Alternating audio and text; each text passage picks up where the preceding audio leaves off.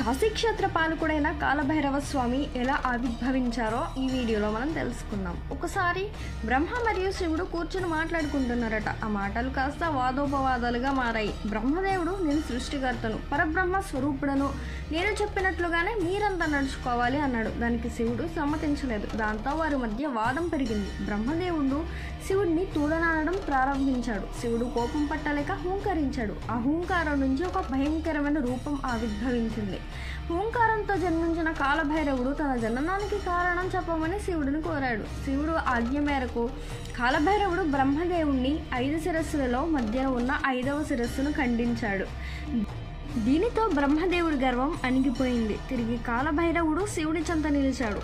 నీవు బ్రహ్మదేవుని శిరస్సును ఖండించడం వలన నీకు బ్రహ్మహత్య పాతకం సోకింది కనుక నీవు బ్రహ్మ కపాలాన్ని చేతిలో ధరించి తీర్థయాత్రలు చేయి అని శివుడు సలహా ఇచ్చాడు.